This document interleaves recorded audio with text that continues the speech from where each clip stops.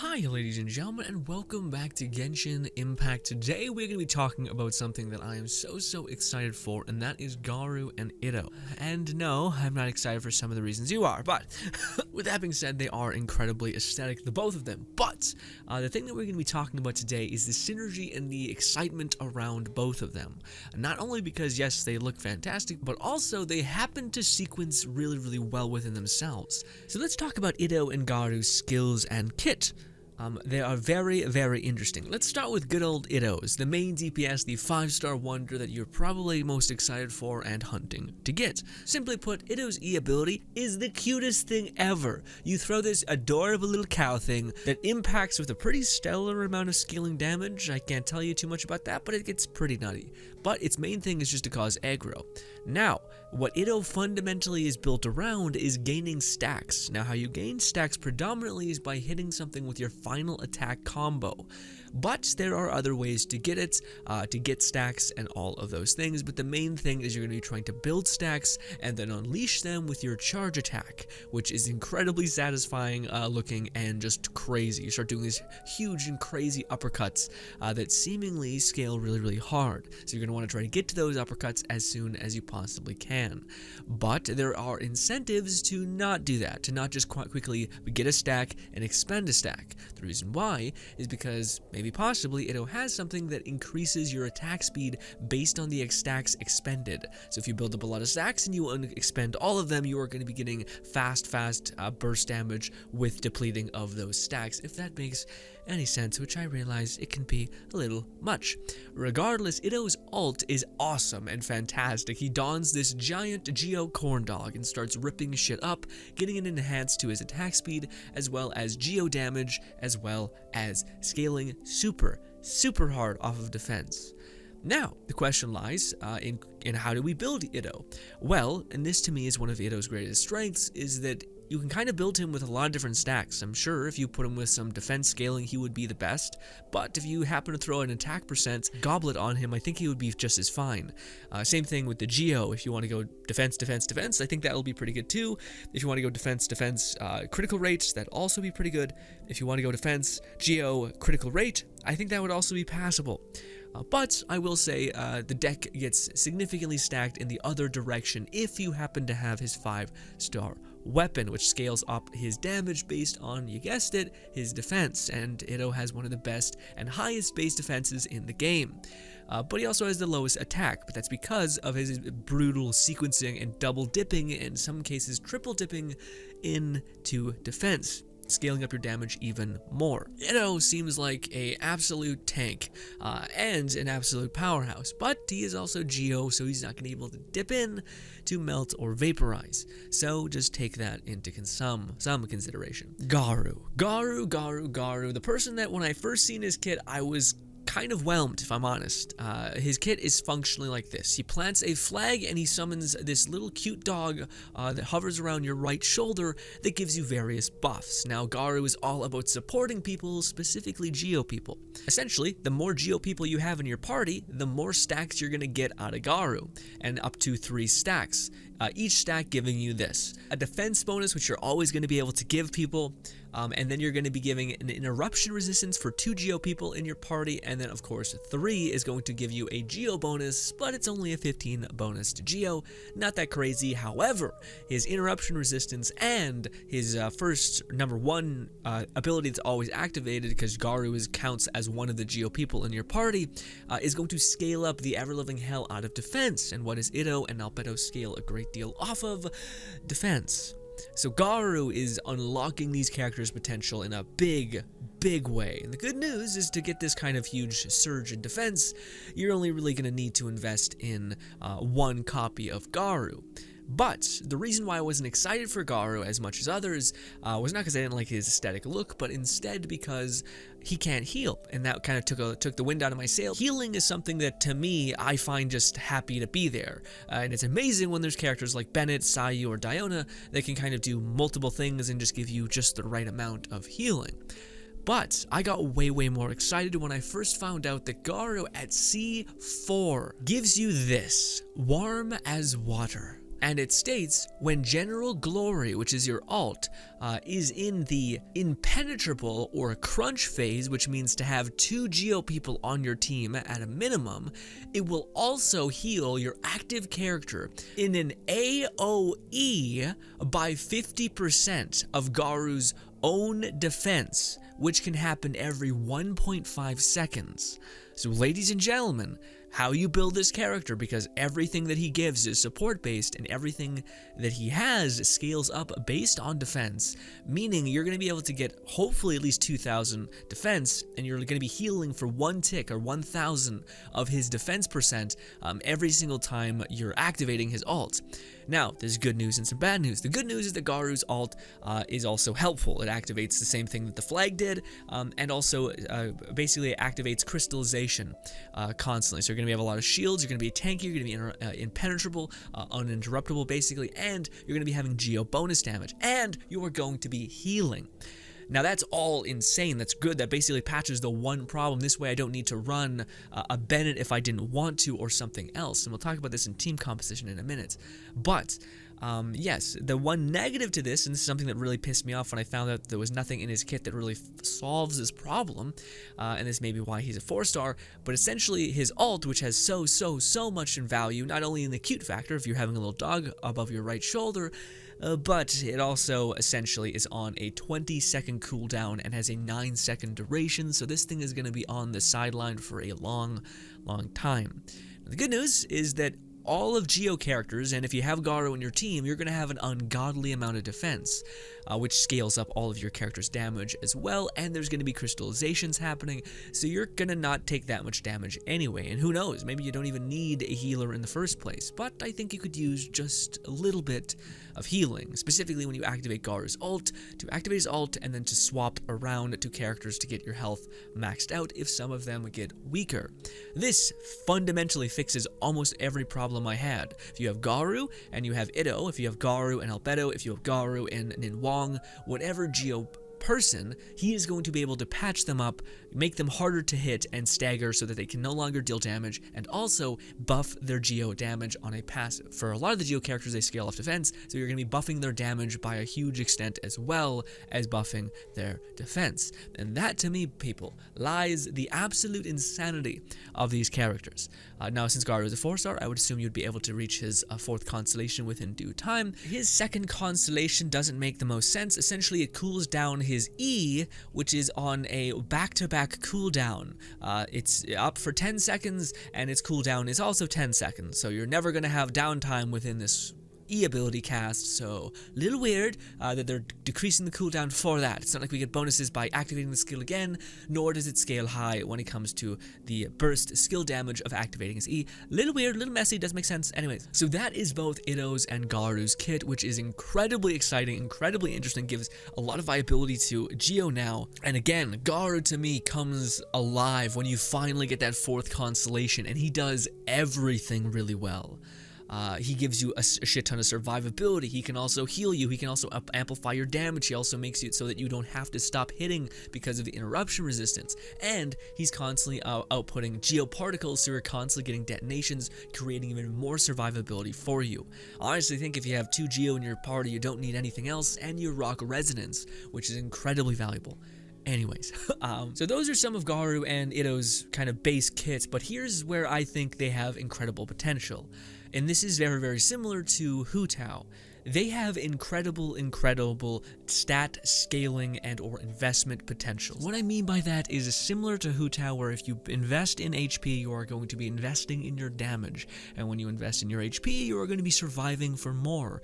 And you're also going to be hitting hard, so it's a perfect sequence of a snake eating its own tail, buffing all the while both survivability and damage. Now, I will say that there's a lot more buffs on Garou and Itto's side, but it's kind of staying leveled because, of course, fire, vaporize, all that. But technically, Itto can do, well, hyper stack into defense, whereas Hu Tao can kind of do that, but also Hu Tao is incentivized to be really low health. And of course, Itto isn't. Now, yes, she gains a lot from being low health, and not the same way that Itto does, so it kind of just normalizes. But even still, something to consider. That is awesome. Also, again, the prioritization of attack percent, defense, or critical rate, critical damage, all of those things are going to be viable, so it's not like, I think if you get one of those other artifacts, you're just a dud, right? Like with most other DPSs, if you don't get attack percentage, the elemental damage of choice, and of course critical rate or critical damage based on the substats, that's what everything looks like, and this way you can have multiple different ways to crack these eggs. So one more strength, and this is kind of intrinsic to how I think both of these characters are going to scale really, really hard, and it makes me really excited because of the potential of so many stats feeding, sequencing, and just buffing the hell out of each other. So, the reason why I think Itto has the potential to be incredibly, incredibly strong, hopefully at least the level at Vaporized Comp, hopefully. Although we don't even need that much damage, but still it would be just nice for him to have a place amongst the stars. Who knows? One of the things that to me is why Itto is so strong, and to help people understand why he has the potential to be really strong, and I say potential because we'll talk about weaknesses in a second, but Itto is functionally triple or quintupling dipping into defense, or scaling essentially. To give you an idea, Itto scales off of defense, and he has some of the highest base defense in the game. That's incredible. Not only that, but he scales with critical rate as well. On top of that, his modifier for his final slash or his combo slash are actually pretty good. And Itto's combo attack will also be scaling off of his defense. Not only that, but when you activate your ult, you are going to be getting a crazy, again, scaling off of your defense.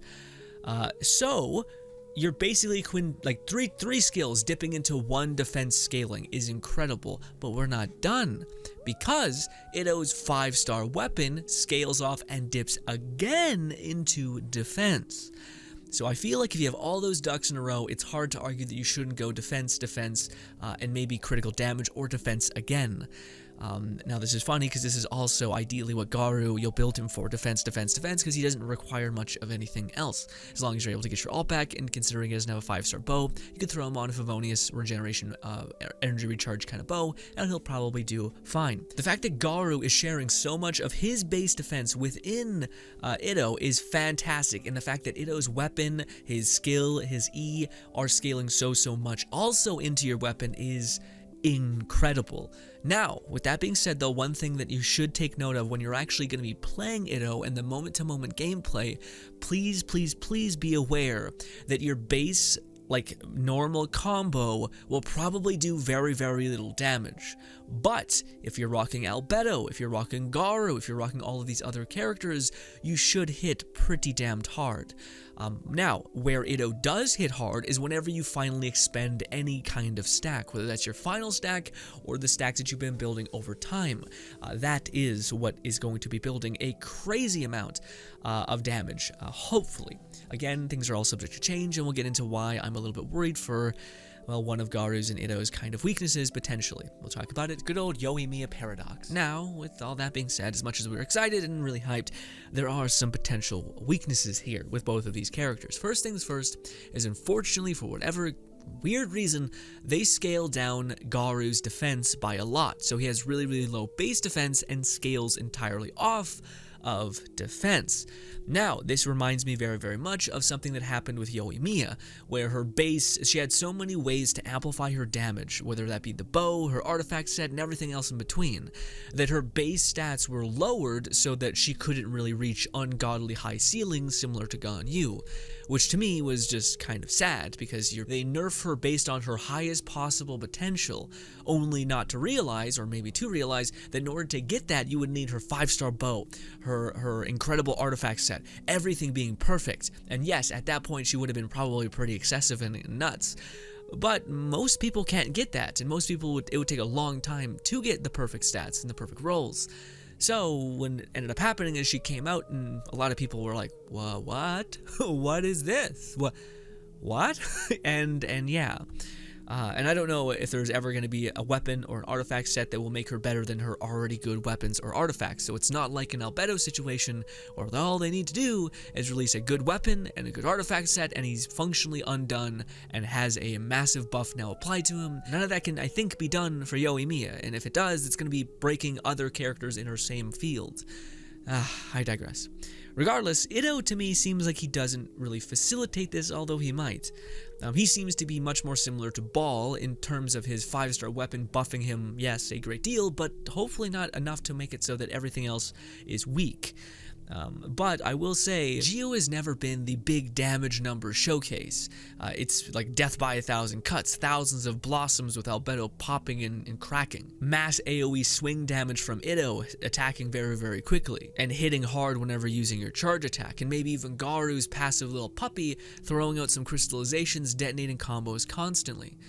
But there's also one crucial, huge, massive weakness to both this idea of these characters, which is to incentivize and to flourish in Geo. But what is that problem?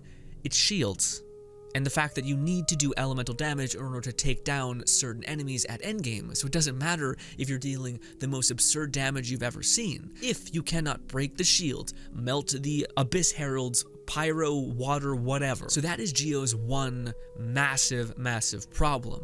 Now, you can get around this just by rocking Garu with 2 Geo and 2 other elements, and you can probably work it out. But if you want to get high damage in Geo, you kind of want to aim for that 3 Geo people, and in my case, it will be Garu, Itto, and Albedo. So then on the topic of patching their weakness throughout their team composition, I think one of the best options for doing this is, well, any character that can apply an element at a very, very consistent and fast rate, but also one that doesn't step on other people's toes, because there's a lot of downtime within this weird cycle. So, who is that? I think a lot of people come to mind. Shinsho can be fantastic, Shang Ling can also be incredible, but the one character that to me stands out immensely is Ball, or Raiden Shogun.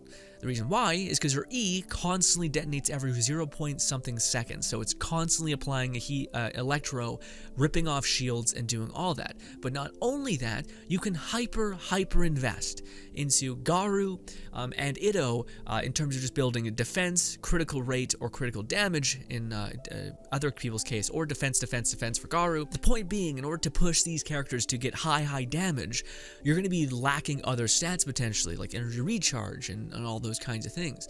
So, what does Raiden Shogun do when you use her ult for 7 or so seconds? She gives energy to her entire team, letting everybody have their ult almost whenever you want, which to me is super good. Not only that, but the Raiden Shogun's synergy is that she basically is going to be on the field or demand playtime for about 7 or 8 seconds. And guess what? Garu and Itto's is roughly around 10 to 9 seconds. And if you're casting Albedo's E, priming Zhongli's shield, or whatever Geo person you decide to rock, putting down Bennett's stamp, anything, that is the perfect window of opportunity to set up other people's skills and to immediately sequence back in to playing with them. All the while, she's going to be dealing damage, mass applying in a huge AoE, electro cracking all those Geo shields, and priming everyone to create shields at the same exact time. Not only that, but Ball also buffs your ult damage for Itto, Garu, and Albedo as well. And not only that, but by activating Albedo's ult, you are also going to be increasing your elemental mastery and such. So it all just kind of sequences into each other. And again, you can prioritize damage abilities and focus on those kinds of stats, and Raiden Shogun can patch all of the holes within that system. Now, we don't know the energy kind of suck of some of these characters, so we should be careful on stating that too much. I'm mainly there for Ball for just a constant application of an other element, also detonating geoparticles constantly. So there's going to be an abundance of shields all around, because a lot of these characters do geo AoE damage, and so does Ball. Ball does mass AoE electro damage, able to detonate all of the shards around your enemy and constantly allowing you to pick them up. And maybe in this team comp, you don't even need Garu at C4 for the healing, because you're just going to have so much bulletproof defense. It's going to be crazy. I don't know yet, but this to me is a great team composition. Now you can subsequent any of these people with just any person that can mass apply an element. And in fact, that's probably what you're going to have to do in Spiral Abyss. If you plan to use 3 Geo people, you're going to have to look ahead and see what character you need to melt XYZ shields. Now who knows, maybe there's you do such an abundance of constant Geo damage that you're able to constantly detonate and eventually melt down shields. Maybe, although I don't know. I feel like shields give a lot of us a lot of trouble, and that could be an undersight, but who knows. Last, ladies and gentlemen, let me know what your guys' team comps would be for these fantastic boys. But for me, that would be my team. Albedo, Itto, and Garou, and Ball. And it might change because I might throw Bennett on there if I don't get C4 Garou and he happens to need a lot of healing, or just I'm tired of like having to go to a shrine, heal up, and then go again. But with the amount of defense that both of them are giving us, maybe they're gonna take like slivers of damage. Who knows? All I know is I'm very excited for these characters, and I hope to pieces that we can play them soon. Thank you so much for hearing me ramble about these characters I'm so excited for, and hopefully you understand now why people are so damn excited for these characters. It's definitely because they look aesthetic for sure, 100%. Ab cake, all that, fucking cute dog boy, all that too. Yeah. Anywho, enjoy. Bye.